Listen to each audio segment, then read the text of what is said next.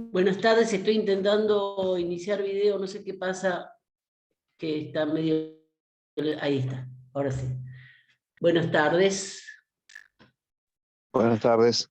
Hola, buenas tardes. Bueno, me han presentado 3 trabajos.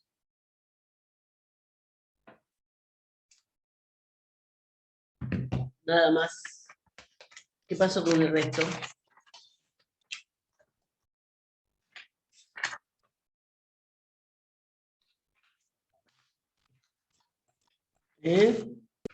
Tengo 3 trabajos presentados nada más. Doctora, yo estuve muy enfermo, de hecho estoy en cama, pero me comprometo esta semana a mandárselo. Porque la idea era, porque tengo 3, es más, me lo mandaron ayer, que ayer domingo yo volví de viaje y no hice tiempo de leerlos hasta hoy, por eso no le pude a los que me presentaron hacerle la devolución. Bueno, hoy vamos a ver un poquito, vamos a dejar esto, la bolilla justamente la de derechos reales y las defensas, porque no vale la pena, si 3 personas solamente se han comprometido a hacer el trabajo, de debatir hoy la cuestión de las dudas y demás. Lamentablemente, los trabajos son la ayuda que tienen ustedes para acceder a lo que es el conocimiento, ¿no? Les digo, de los 3 trabajos que me han presentado, hay mucha también copiada, de pegar y copiar, que no es la idea, no es la idea. Sobre todo con las definiciones de los derechos, de las acciones reales, porque si bien la definición para estudiarla, por supuesto, tienen que recurrir al código, copiar y pegar no sirve porque significa que no hubo una elaboración en el conocimiento. Yo no sé si saben que la semana que viene, yo les dije, hay muchos que están ahora que no los he visto en la clase, pero sobre todo los que los que vinieron a la clase saben que el lunes que viene tenemos las jornadas. El lunes pasado no se sabía que las jornadas se iban a hacer en el Colegio de Abogados, el lunes que viene. Yo les voy a pasar ahora, a ver.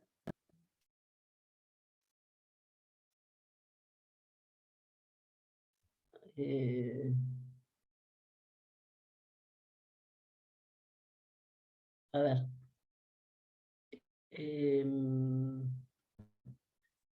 Las comisiones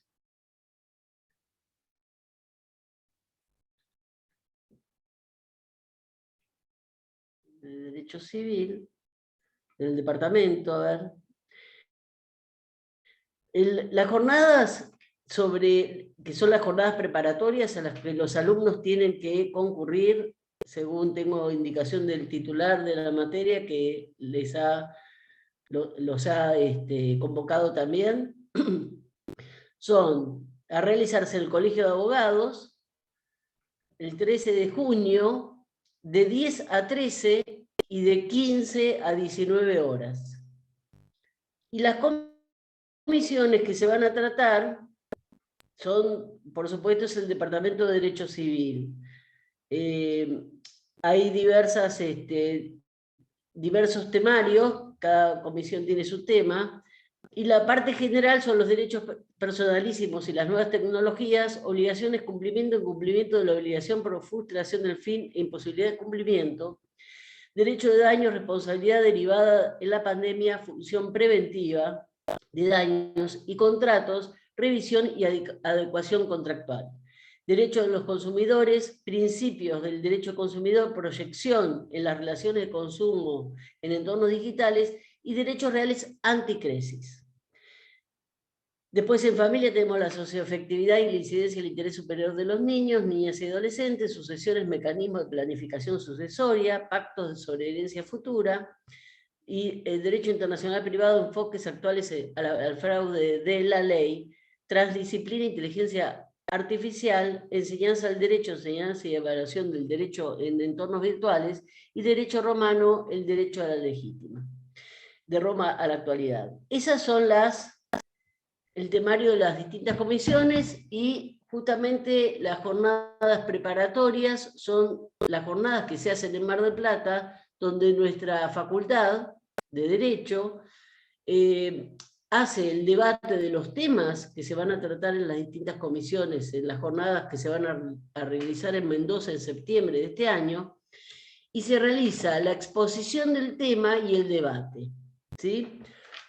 Es interesante, no solamente es interesante que vayan, sino que es obligatorio que vayan a las jornadas preparatorias.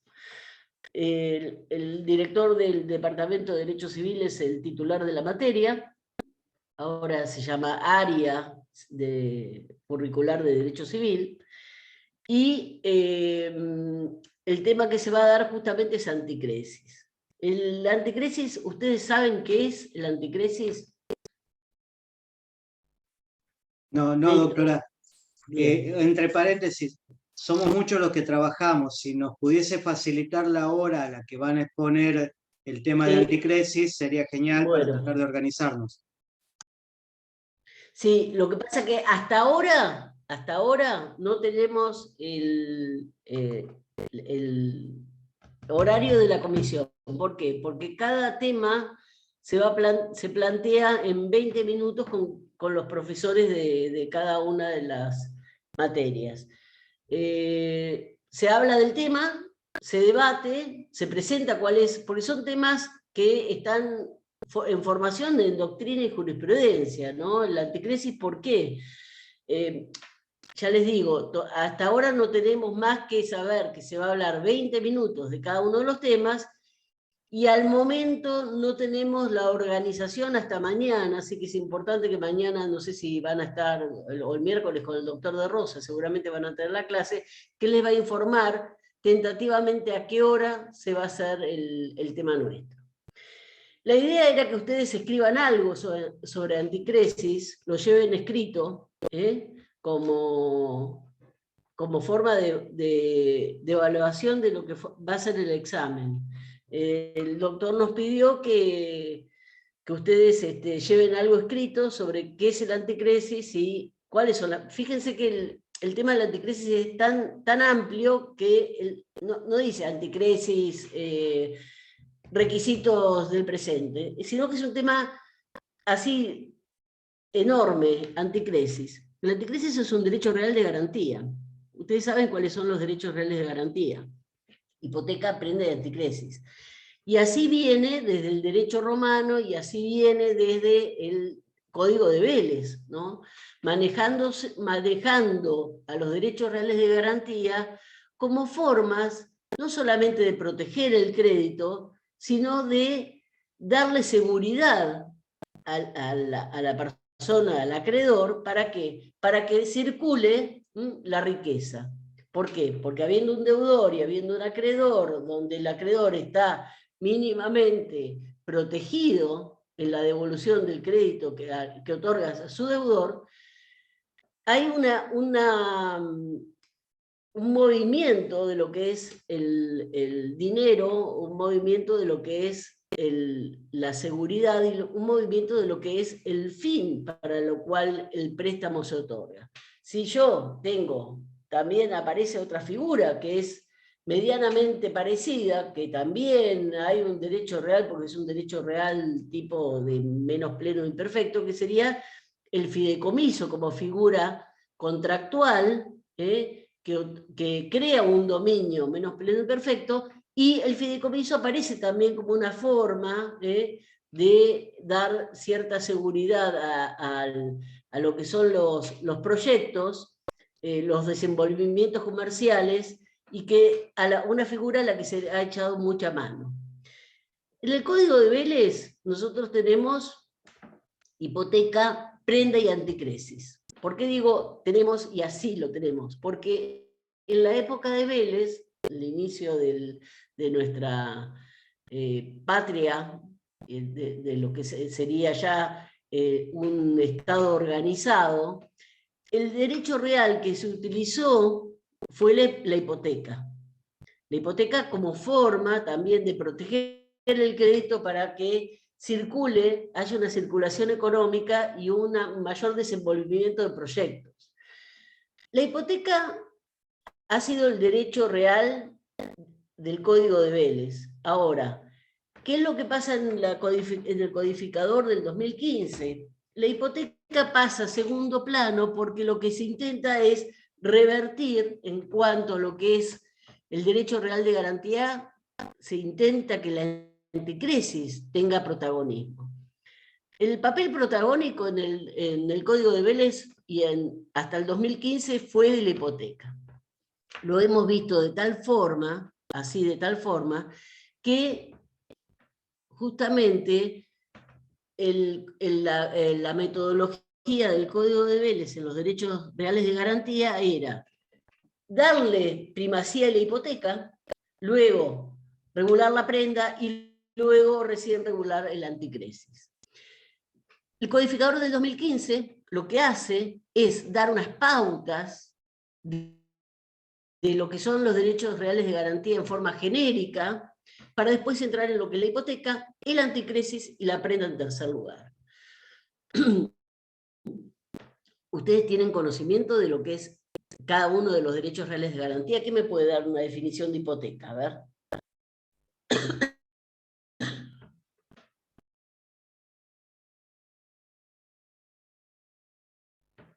¿Quién me puede dar? ¿Quién podría dar?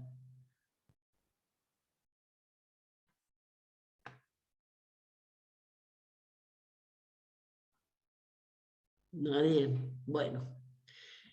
En la hipoteca es un derecho real de garantía que accede a un crédito. Esta cuestión de decir es un derecho real de garantía que va a garantizar un crédito ha dado lugar a lo que es justamente la discordancia o la divergencia existente en la doctrina, cuál es la naturaleza jurídica de la hipoteca.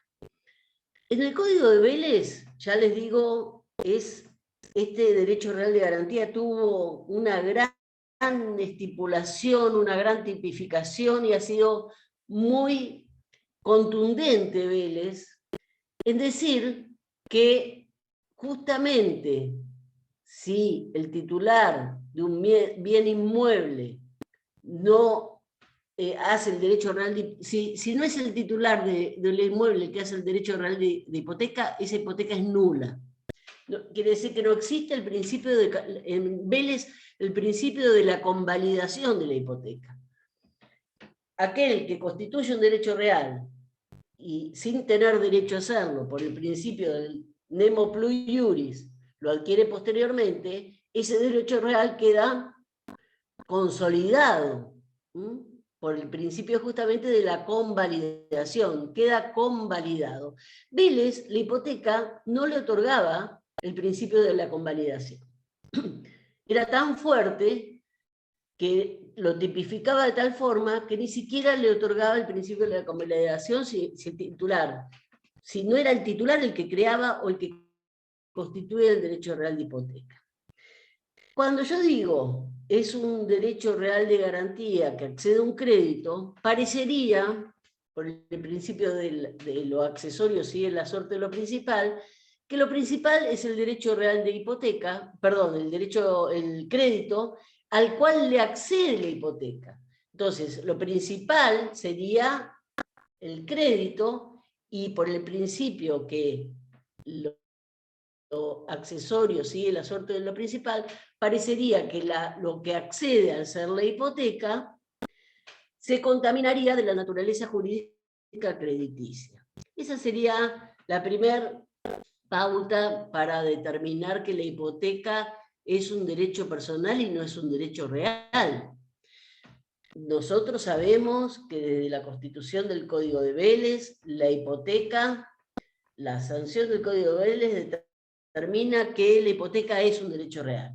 Y lo vuelve a plasmar el codificador del 2015, no cabe duda que es un derecho real. Ahora, ¿cómo se ejercen los derechos reales? Esto me lo responden ustedes. ¿Cómo se ejercen?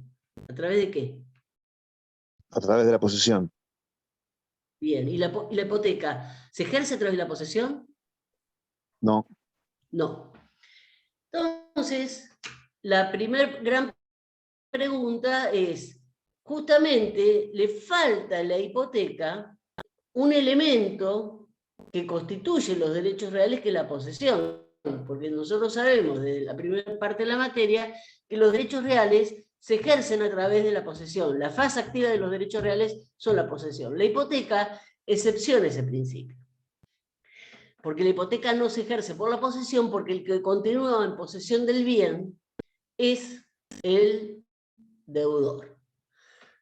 Entonces, ¿dónde está el carácter de derecho real de la hipoteca para decir que la hipoteca es un derecho real, sin duda, y que Vélez la puso en la enumeración, el codificador del 2015 la puso en la enumeración? ¿Qué es lo que constituye la existencia del elemento primordial para decir que hay una relación jurídica directa e inmediata?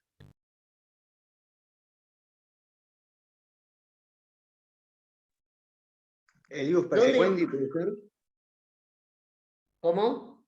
¿El ius persequendi y el ius preferendi?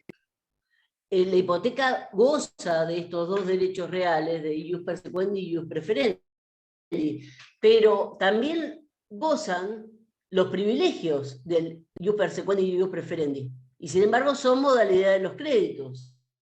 Entonces tiene que haber algo en una relación directa e inmediata. Acordémonos que los derechos reales son relación directa e inmediata entre cosa y persona. ¿Dónde está la relación directa e inmediata en el derecho real de hipoteca para decir el derecho real de hipoteca tiene naturaleza jurídica de derecho real? Si no se ejerce por la posesión, si bien tiene el ius preferendi y el ius persequendi como una consecuencia, que es un derecho real. Puede ser porque está establecido en el código con números clausos. Pero está establecido en el código, es al revés, que primero el huevo de la gallina. Acá te digo, es primero decir que es derecho real para ponerlo en el código, es al revés. Es exactamente al revés. Es derecho real, por eso lo enumera. Entonces, ¿dónde se ve la relación directa e inmediata para decir es derecho real? Porque nosotros antes, justamente... Perdón, doctora. Puede ser que sea en la facultad de poder perseguir sin identificar quién la tenga la cosa. Bueno, justamente me acaba de... Sebastián habló del ius persequendi y el ius preferendi. El poder perseguir la cosa en manos de quien se encuentra y tener derecho de preferencia si concurren varios acreedores. Porque me da hasta un privilegio la hipoteca sobre el producido. Entonces, esta relación directa inmediata, ¿dónde la vemos? Fíjense que Vélez, como es un derecho real que no se ejerce por la posesión, antes la 17.801, que es la ley que crea los registros inmobiliarios a nivel nacional, existía el único derecho real que se inscribía en un registro era el derecho real de hipoteca. Vélez creó los registros hipotecarios. ¿Por qué? Porque era la única manera, como sabemos que la posesión tiene el aspecto de publicitar el derecho real que se trate, y si no sabemos, ¿de qué manera sabemos que una cosa está hipotecada? Si la mantiene el deudor en sus manos. A través del registro. Ahora todos los derechos reales se inscriben, pero el derecho real de hipoteca se inscribía previo a la 17.801, que es la ley que crea los registros de los derechos reales a nivel, le da la publicidad a los derechos reales en forma de inscripción. Inscripción registral, porque también tenemos una publicidad posesoria. Esta relación directa e inmediata la vemos justamente en un gran principio que es que se determina la hipoteca. Hay una relación directa e inmediata del acreedor con la cosa en cuanto al valor, a tal punto que si la deuda no se paga y se hace un juicio hipotecario, yo tengo que continuar hasta la subasta de la cosa y se traslada el precio de la cosa, el crédito. Yo persigo el cobro del crédito a través de la subasta de la cosa. Por eso hay parte de la doctrina que llegó a decir que la hipoteca no es ni derecho real ni derecho personal, que la hipoteca es un derecho procesal o adjetivo. Y esa es la teoría italiana, Carneluti y Chiovenda, que decían que la hipoteca no participa ni de una naturaleza ni de otra. ¿Por qué? Porque recién con el incumplimiento del crédito, el acreedor hipotecario se ve en actuación, se ve que puede actuar, porque mientras el deudor vaya pagando, el acreedor no aparece, aparece como un acreedor común y simple, que va cobrando su crédito, pero el día que el deudor no le paga y debe ejecutar, recién ahí aparece, procesalmente hablando, un juicio que se llama juicio hipotecario. Y es ahí, está latente hasta ese momento del incumplimiento. Entonces, para la teoría procesalista italiana, la hipoteca tiene naturaleza procesal o adjetiva. Pero para Vélez, la hipoteca es un verdadero derecho real. ¿Por qué? Porque se relaciona con el valor de la cosa. Nadie va a hipotecar, nadie va a dar en garantía, o alguien puede dar en garantía, pero nadie la va a tomar como acreedor, si la cosa no tiene un valor relativo con el crédito que está protegiendo, garantizando. Entonces, como se relaciona con el valor de la cosa, que es el sentido más patrimonial del derecho real, la hipoteca goza de la naturaleza jurídica de derecho real. ¿Está claro? ¿Está? Bueno, el codificador del 2015, entonces, lo que hace es dar la pauta que existen tres derechos reales. Metodológicamente los plantea de otra forma, y primero trata de los elementos específicos de los tres derechos reales, para después pasar a regular a cada uno. Hipoteca, antecrisis y reserva la prenda como último lugar. ¿Qué habla el codificador del 2015 en estas pautas generales? Va a decir todas las pautas generales y lo que tienen en común los derechos reales de garantía. ¿Y qué es lo que tienen en común? Tienen diversos principios. Esos principios son de convencionalidad, porque no hay hipotecas legales, por ejemplo, solamente pueden nacer de una convención. Entonces tiene principio de convencionalidad. Tampoco hay hipotecas judiciales. Entonces aparece esta cuestión de la convención.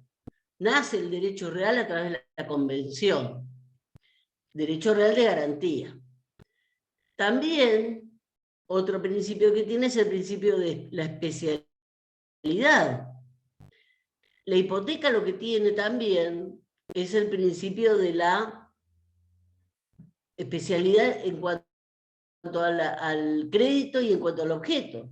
Tiene que ser específicamente determinado o determinable el objeto, y tiene que ser específicamente determinado o determinable el crédito.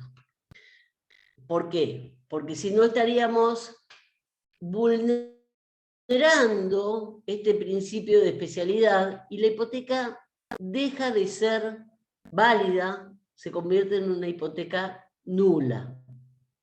Especialidad en cuanto al crédito, en cuanto al objeto, la convencionalidad y la instrumentación de la forma. La hipoteca, ¿quién la hace? ¿Quién hace la hipoteca? El derecho real de hipoteca. El dueño. ¿Pero cómo se instrumenta? A través de un escribano por escritura pública. El único que puede llegar a instrumentar delante de lo que es un acreedor y un deudor es un escribano. Exactamente. Por eso la hipoteca se llama que es ad solemnitatem.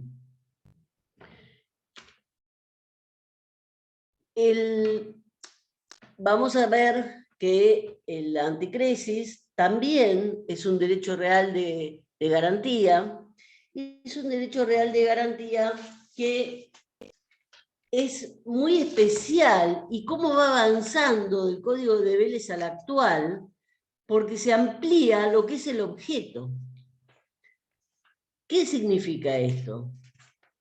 Que se amplía en cuanto es el objeto, que en el Código de Vélez se ejerce por la posesión, y lo que se otorga es una cosa inmueble en el Código de Vélez, para que a través de la posesión que tenga el acreedor de la cosa del deudor, vaya percibiendo el capital y los frutos de la cosa si la cosa produce frutos.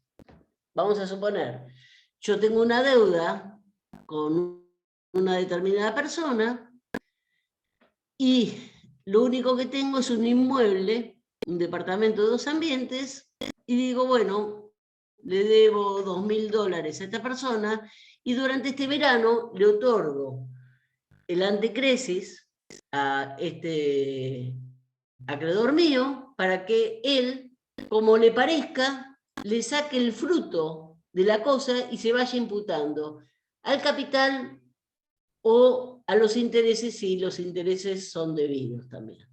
¿Está? Fíjense que esta cuestión del anticresis en el Código de Vélez no se utilizó. ¿Por qué? Porque tenía una gran falla para parte de la doctrina, y para parte de la doctrina, como era el doctor Alterini, no. Porque se decía que el anticresis podía funcionar a través de un contrato privado y no de un instrumento público. Pero, si vamos a la parte general del Código de Vélez, donde dice que la transmisión, modificación, extinción de todos los derechos reales sobre las cosas inmuebles debe ser hecho en escritura pública, no hay lugar a duda que el anticresis también se hacía por escritura pública. Pero el código en la parte específica no lo decía. Entonces parte de la doctrina decía cómo es un inmueble y sin embargo hay un derecho real y sin embargo no hay una escritura pública. Entonces fue tan controvertida la figura, sobre todo de llegar a proteger a la persona que era deudora, que cayó completamente en desuso y no hubo anticresis previo a la codificación del 2015. El codificador del 2015 avanza y establece que recae sobre cosas registrables individualizadas. Quiere decir que son tanto inmuebles, y avanza y otorga también también el derecho real de anticresis a los muebles registrables. Quiere decir, puede ser un automotor, puede ser una herramienta de trabajo, una máquina que se pueda registrar, etcétera, etcétera, etcétera. Y la posesión se otorga al acreedor o a un tercero designado por las partes, a quien se autoriza a percibir los frutos para imputarlos a la deuda. ¿Está clara la figura como es? La hipoteca se la queda el deudor, al inmueble. ¿Para qué? Como garantía del crédito, vamos a suponer, me compro una propiedad, me sale $50.000, tengo 40, y los $10.000 de saldo voy a constituir un derecho real de hipoteca sobre la cosa que compro, a los fines de garantizarle a mi acreedor que le voy a pagar esos $10.000, por ejemplo, en 2 veces en los próximos 2 años. ¿Sí?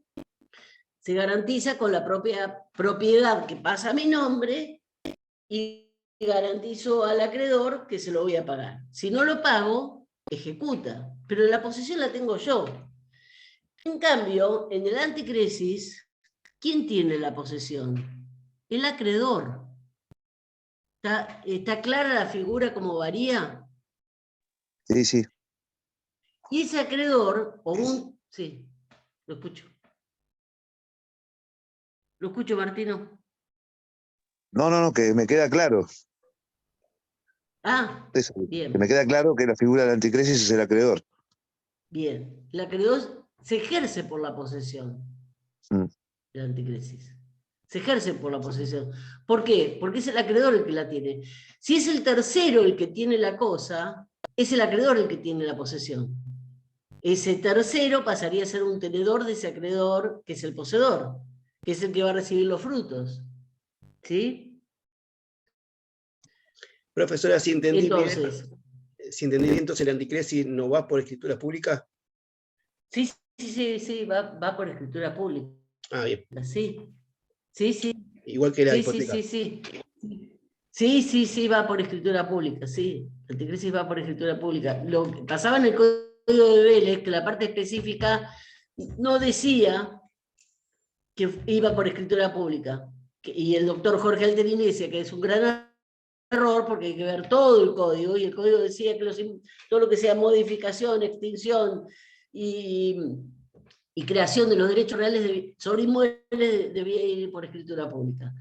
Y el anticresis, en el Código de Vélez, era solamente sobre los inmuebles. ¿Sí? En cambio acá son los muebles y los inmuebles. Va a los inmuebles por escritura pública siempre y cuando sea... registrable, ¿no? Los inmuebles. Exactamente. Sí, los inmuebles siempre son registrables. Cosas muebles registrables también amplía. Los muebles registrables, sí. Otra de las cosas que varía es el tiempo de máximo que avanza el codificador del 2015 y dice que sobre los bienes inmuebles no puede exceder de 10 años y sobre los bienes muebles registrables no puede exceder de 5. En esto hace la distinción. Acordémonos que en el Código de Vélez no había sobre cosas muebles, solamente eran inmuebles, y acá se hace la distinción de 10 y 5 años, porque no se quiere, acordémonos todo lo que es la indisposición, que lo hemos visto como cláusulas de inajenabilidad, que este plazo de 10 años siempre está dando vuelta en los derechos reales. ¿Recuerdan? 10 años, que lo vimos en los condominios con indivisión forzosa durante un término de 10 años, cuando la indivisión, la comunidad hereditaria, la 14394, cómo fue evolucionando. Acuérdense que este término de 10 años viene decantando en los bienes inmuebles y en todas las comunidades de bienes en el Código Civil. Es un término que se repite en lo que es las indivisiones o las indisponibilidades de los derechos reales en el Código Civil y Comercial del 2015. Doctora, El una código de pregunta. Vélez era más expuesto porque hablaba de 5. Sí. Perdón, una Melissa. pregunta antes que siga avanzando. ¿Cuál sería la diferencia con el usufructo? ¿La finalidad? Esto es un derecho real de garantía. Es un derecho real de garantía. Yo tengo una deuda. Yo entrego, acá hay un deudor y un acreedor. Sí, Es para pero garantizar un crédito. más allá Para- de las personas, también está el tema de que, o sea, la acción en sí, que es el uso y goce de la cosa, y de los frutos sería similar, porque en No, el uso... no. Porque usted con el fruto de la cosa va a ir achicando la deuda. Y en el usufructo esa figura no existe. Bien, bien, esa era la duda que tenía. Gracias. Claro, el usufructo es un derecho real de uso y goce. Pero yo soy la nuda propietaria, yo soy la dueña. Me quedo con la nuda propiedad, le entrego a usted el uso y goce. Para que usted haga lo que quiera, el uso y goce, y usted va a ser responsable del uso y goce. Si lo alquila, no lo alquila, lo tiene, no lo tiene, si le saca los frutos, no se los saca, es cuestión del derecho real que usted tiene con la cosa. Es un dominio desmembrado. Es un dominio sobre, es un derecho real sobre cosa ajena. Es un derecho real de disfrute. Por eso partamos bien de lo que son las diferencias de los derechos reales. Acá estoy en un derecho real de garantía. Es para garantizar que yo pueda cobrar la deuda. Entonces, usted me entrega una máquina agraria que está registrada, me entrega una grúa para que yo la alquile a una empresa constructora. Usted tiene una deuda conmigo y usted es dueño de una grúa. Me entrega esa grúa para que yo con el producido vaya con los frutos, que es el producido, vaya achicando, primero se imputan a intereses y después a capital. Entonces usted sigue siendo propietario y yo como acreedora estoy protegida en lo que es el cobro del crédito. Y los bienes siguen teniendo una circulación económica. Pues esa es la finalidad de los derechos reales de garantía. Que los bienes, que circule la riqueza, que haya como un replique de lo que son los bienes, con una función social, económica y social. No, para que usted se quede con eso y yo me quede con la plata, y no, vamos a tratar de juntar, que usted no se quede con la plata cobachada en el colchón y yo con la grúa que no la voy a usar para nada porque la tengo en un galpón. Usted tal vez tiene una empresa constructora o trabaja por una empresa constructora y usted la puede alquilar, por ejemplo. Entonces, hay una circulación. Estamos desempolvando los bienes para que tenga una función social y económica. ¿Entienden cuál es la idea? Y el usufructo es un derecho real de disfrute. ¿Qué hace usted con la cosa? A mí no me interesa. ¿Por qué? Porque la relación directa e inmediata se ve ahí, que usted tiene que sacarle el uso y goce a la cosa. En cambio acá yo me estoy garantizando como acreedor y la tengo a la cosa. Partimos de dos vertientes distintas, derecho real de garantía y derecho real de disfrute, ¿sí? Se puede llegar a entender esto del uso y goce como concepto integrativo de lo que es el derecho real de que estamos hablando, pero no tiene nada que ver un derecho con el otro, ¿sí? ¿Entienden? Sí, sí, doctora, gracias. Ahí quedó claro. ¿Sí? Bien. Bueno. Entonces,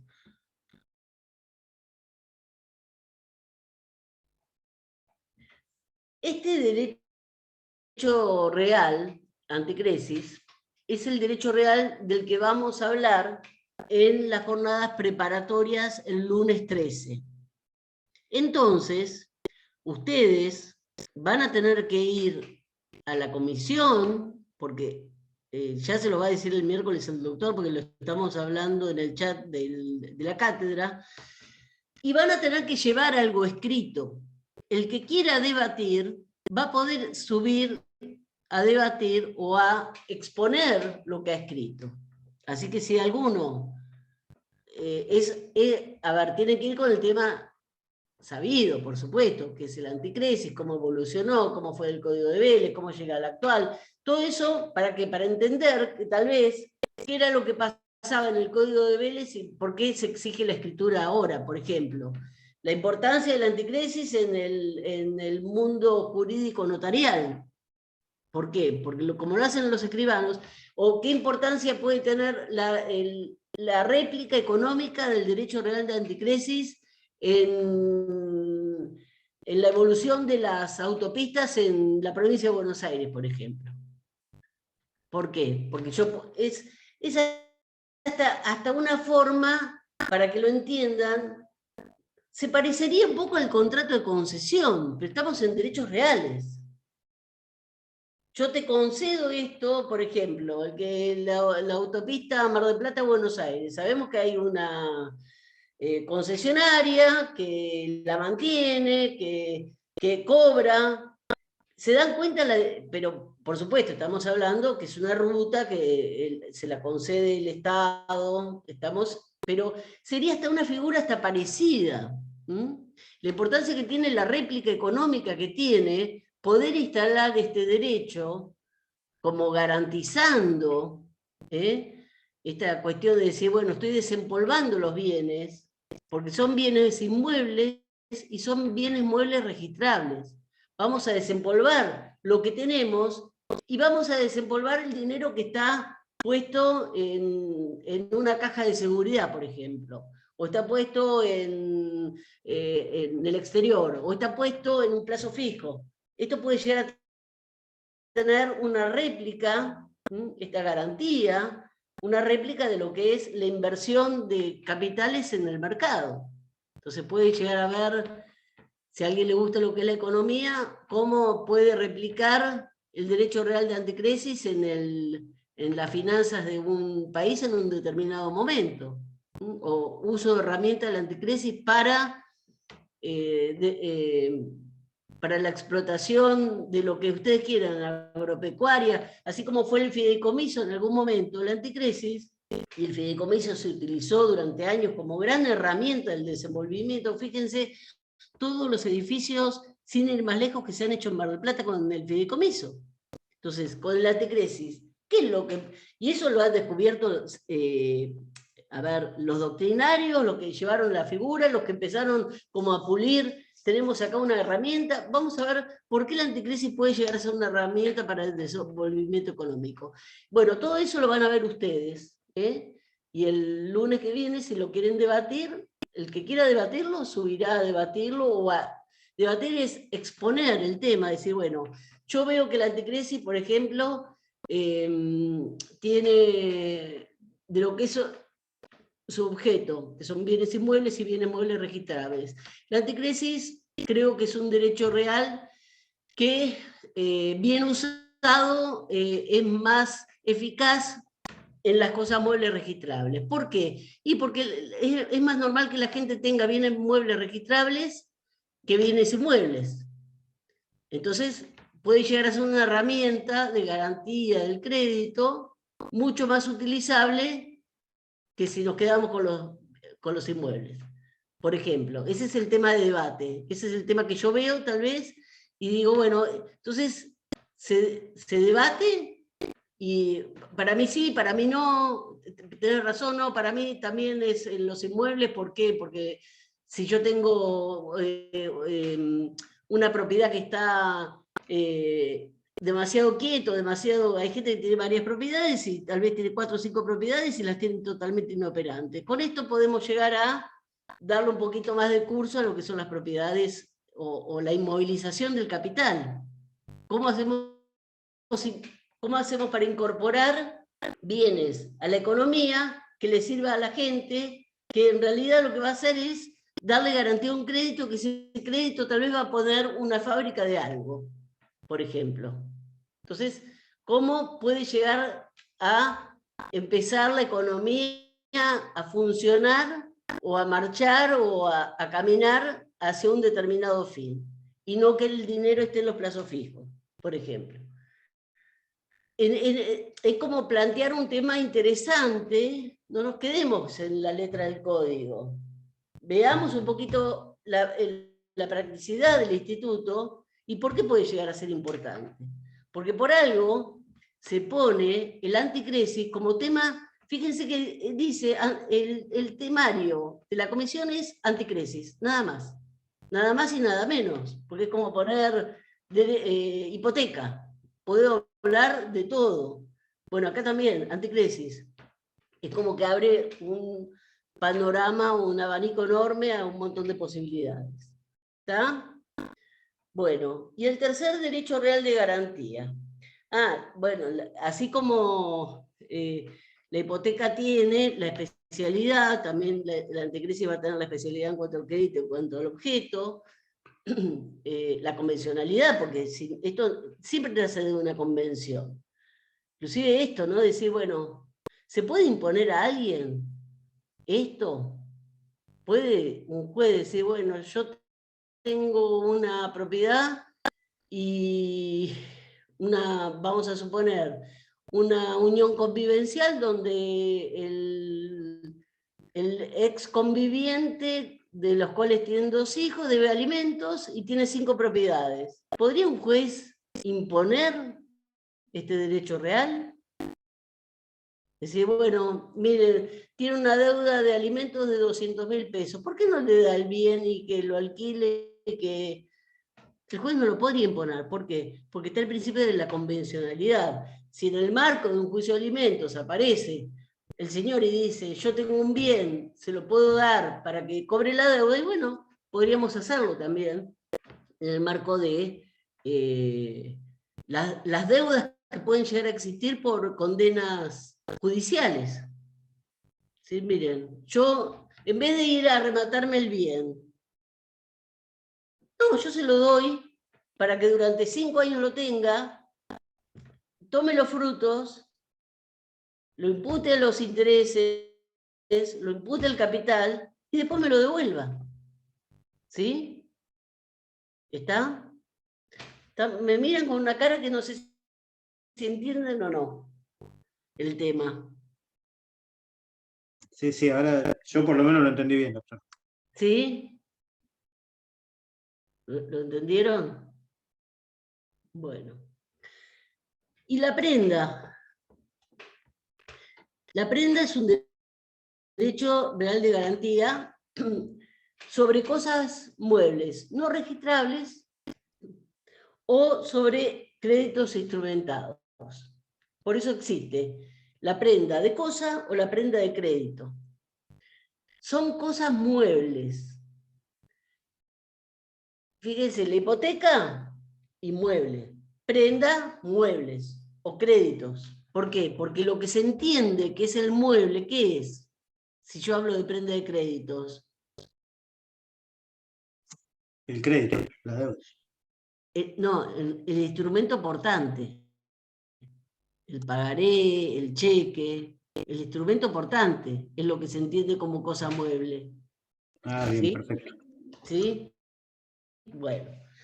Entonces, la prenda es cosa mueble no registrable. ¿Por qué? Porque después tenemos la prenda de créditos comercial, perdón, la prenda comercial, que es una de las pocas leyes complementarias del Código de Vélez que continúan en vigencia.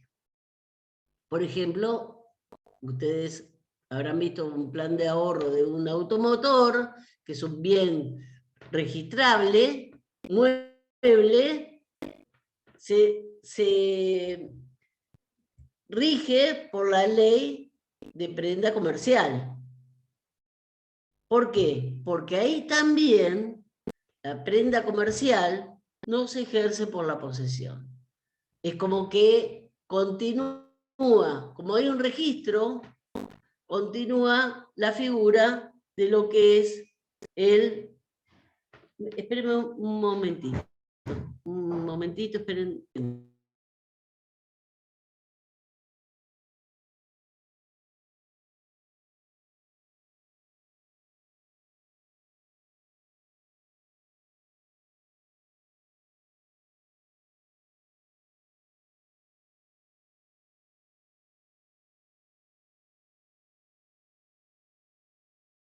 Ahí estoy. Bueno, la prenda entonces, la prenda que va a hablar el Código Civil, la prenda que vamos a tener regulada junto a la hipoteca de la anticresis es una prenda de cosa mueble no registrable. O la prenda de crédito. ¿Por qué? Porque si voy a la prenda comercial, ya me quedo con la ley de prendas comerciales, que es la que continúa en vigencia desde el Código de Vélez. Esa no cambió. ¿Por qué? Porque tengo prenda con registro y prenda sin registro. Cuando hablo de prenda sin registro, estoy hablando de esta prenda. En cambio, cuando hablo de prenda con registro, estoy hablando de la prenda de las cosas muebles registrables. Y la prenda también es un derecho real de garantía que replica todos los caracteres esenciales que tienen todos los derechos reales y que tenía la hipoteca en el Código de Vélez, que después era como que teníamos que ir a buscar a la hipoteca todos los caracteres esenciales, que ahora los tiene el Código en la parte general. Y qué gran diferencia veo entre lo que es la anticresis y la prenda con registro, por ejemplo. Hoy les hablé de este tema, por ejemplo, de la grúa, ¿no? Que yo voy con la grúa, la alquilo, me voy, yo como acreedora, alguien es dueño de una grúa, me la da en anticresis durante 5 años, yo la alquilo, la uso, la concesiono, etcétera, etcétera, etcétera, voy sacando el producido. ¿Sí? En cambio, la prenda se garantiza con el inmueble, con el bien mueble, se garantiza que yo voy a pagar esa deuda que tengo. Porque en el caso de incumplimiento se ejecuta, así como se ejecuta la hipoteca. ¿Sí? La prenda del Código Civil y Comercial, que regula el Código Civil y Comercial, es la prenda que se ejerce por la posesión. Porque tengo el título de crédito, lo mantengo en mi poder, o la cosa mueble no registrable la mantengo en mi poder. Entonces, se ejerce por la posesión. Por ejemplo, a ver, un ejemplo. Tengo un anillo de brillantes y necesito urgentemente $500. Voy a una casa de empeño, me dan $500 y yo dejo ahí mi anillo brillante. Eso es un contrato de prenda. Es una cosa mueble, no registrable, en garantía de que si a los 2 días no me lo devolvés, lo ejecuto. El tema es que la ejecución, ¿no? Que no se puede quedar con la cosa. Hay que ejecutarlo, hay que hacer un procedimiento. ¿Por qué? Porque está imbuido todo esto, tanto la hipoteca como la anticresis, como la prenda, está imbuido de lo que es el orden público. Acordémonos de eso. Yo la única forma que puedo llegar a percibir el producido es a través de una ejecución hipotecaria, una ejecución prendaria, ¿sí? Yo tengo ese camino, el único camino. Yo no me puedo ni quedar con la casa, ni me puedo quedar con la cosa, con el anillo. Yo tengo que salir a hacer un juicio hipotecario, un juicio prendario. ¿Está? Bueno. Antes Bueno, y la prenda de créditos, la verdadera, la naturaleza de la prenda de créditos, si bien es una prenda, porque lo que se tiene en posesión es el título portante, funciona como una cesión de crédito, donde se hace necesario notificar a quién, notificar al deudor que el que tiene el título portante es otro acreedor, ¿sí? Y ahí se establece lo que sería el círculo, más que un círculo, un triángulo, para que esta prenda sea eficaz y sea válida. Bueno, yo le voy a hacer la devolución un poquito de lo que fue el trabajo que hicimos el otro día. Me interesa, sobre todo, que me dijo el titular que Arcadini con Maleca, a ver si lo entendieron, el fallo de Arcadini con Maleca. De los que hicieron el trabajo, Martino, Tomás y... ¿quién fue? Liliana no. Liliana no fue. Valentina, a ver, ¿qué pueden hablar? Porque son los tres que presentaron el trabajo. ¿Qué pueden decir un poquito de lo que es el Arcadini con Maleca? ¿Lo entendieron?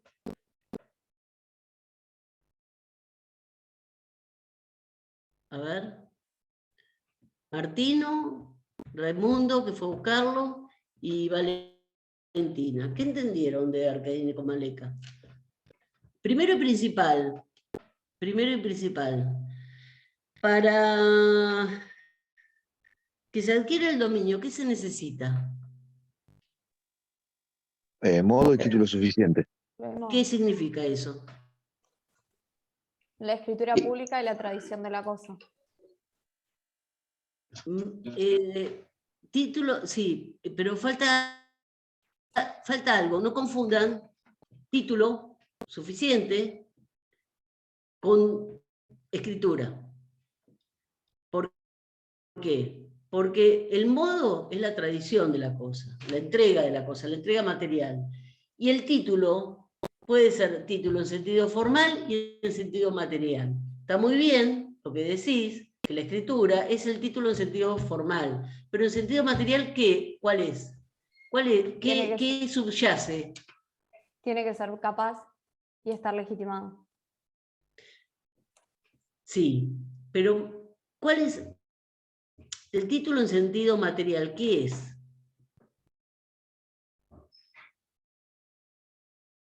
¿Qué es?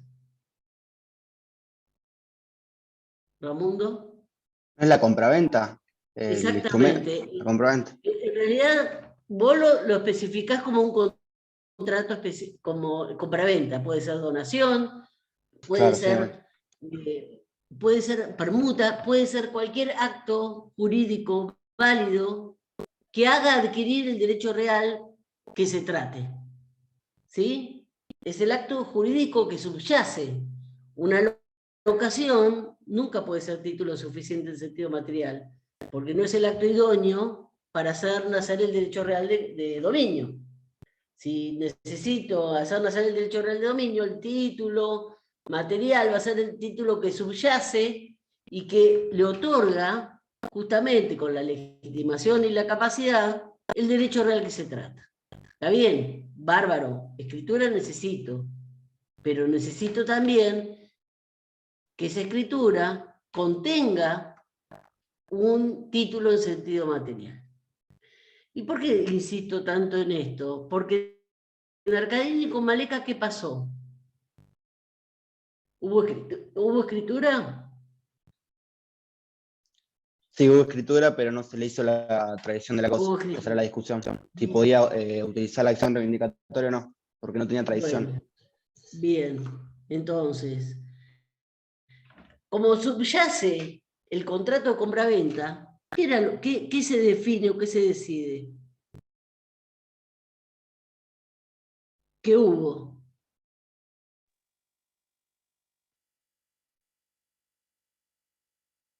¿Que hubo cesión de derechos? Exactamente. Exactamente. Que hubo implícita una cesión de derechos y acciones en la reivindicación.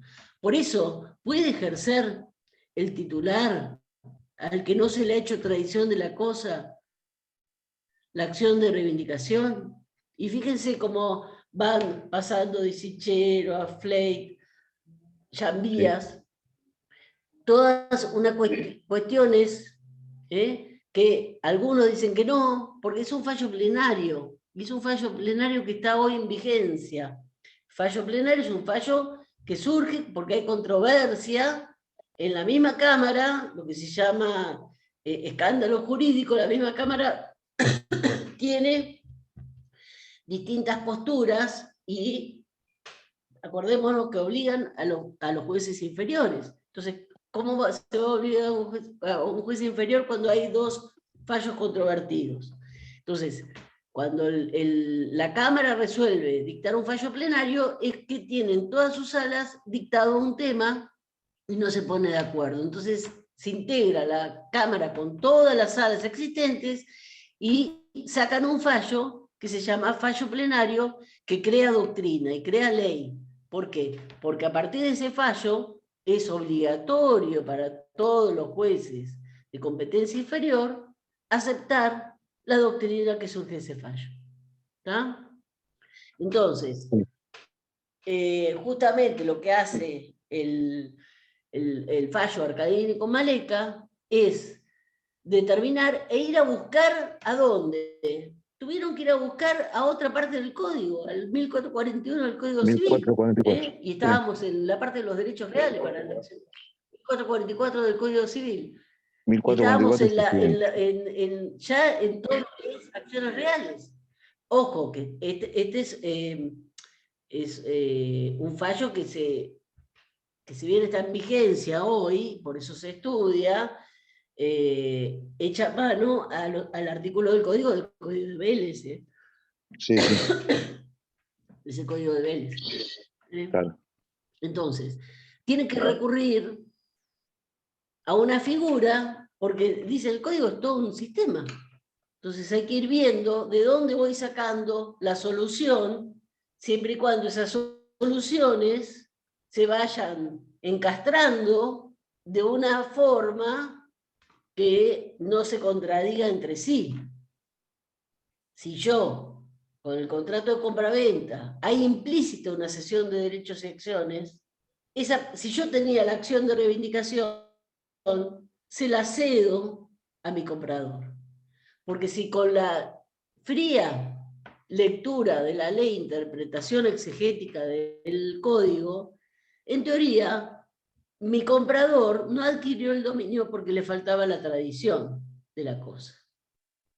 Pero como yo tenía la acción, y es verdad, todo lo que hemos estudiado hasta ahora, el dominio no lo adquirió. Pero como yo tenía la acción, le cedo la acción de reivindicación. Fíjense que el tercero, que estaba en posesión de la cosa, dice, no, vos no tenés, no estás legitimado. Porque si yo estaba en la cosa antes que cuando vos la compraste, por escritura, yo estaba acá, entonces es imposible que hayas adquirido el dominio. Bueno, vamos a buscar una solución que haga respetar el derecho. Y la solución es esta. Hubo una sesión de ¿qué? De la acción de reivindicación, donde el título material de la compraventa, donde plasmada en la escritura pública. ¿Sí? Bueno, Sí. ¿alguna pregunta? Sí. Ya nos vemos el lunes que viene. El que quiere ir a la mañana, mañana está con la doctora Rosselló, no sé si ella les puede llegar a informar si sabe si el doctor publicó a qué hora, y si no, el doctor el miércoles les va a decir a qué hora tienen que ir al Colegio de Abogados por el tema de la anticresis. Y el que me quiere mandar, ya sabe mi correo, doloresotamendi@hotmail.com.ar, si quieren mandarme algo que vayan trabajando en la anticresis, a ver si los puedo ayudar en esto, en la producción, ¿sí? doloresotamendi@hotmail.com.ar. A ver qué se les puede llegar a ocurrir en cuanto a la importancia del derecho de anticrisis en la economía actual, por ejemplo. ¿Mm? Bueno. Bueno, nos vemos el lunes. Gracias, doctora. Bueno, ¿tuvieron clase el jueves? ¿O ya el jueves ya no No, tuvieron no, ustedes? no tuvimos, no, no. Nos avisaron sobre la hora, nos avisaron que no había. Ah, Así que bueno. bueno. Pero hoy hubiese sido un día, hacen 2 grados ahora, pero yo calculo ya me dijeron, estuvimos en la reunión de consejo extraordinaria que hubo el jueves, estuve yo. Me dijeron que para agosto va a estar terminado. Así que los exámenes van a ser orales y presenciales. Eso lo Sí, saben. sí, sí, sí. Sí. Publicaron que eso, que iban a El ser examen va a presenciales ser los presencial exámenes y y oral. Sí, las sí, cursadas de este sí. cuatrimestre iban a Y el que terminar quiere, y el profe. virtual. Sí, ojo, porque el profesor que quiere ir a dar, puede ir a dar. Hoy era un día, yo hubiese ido, pero me dijeron que tenía que haber avisado antes, porque hoy no hacía tanto frío. Ahora acá me surgen 13 grados acá, pero hoy tanto frío no hacía, podría haberlo dado de forma presencial, pero me dijeron que tenía que avisar antes por una cuestión de organización de ustedes. Bueno, hasta el lunes que viene nos vemos. Cualquier cosa tiene mi mail, ya saben. Hasta luego, Bueno, ¿eh? vale. Adiós. Hasta luego. Chao. Hasta luego. Ok. Hasta luego. Hasta luego. Hasta luego.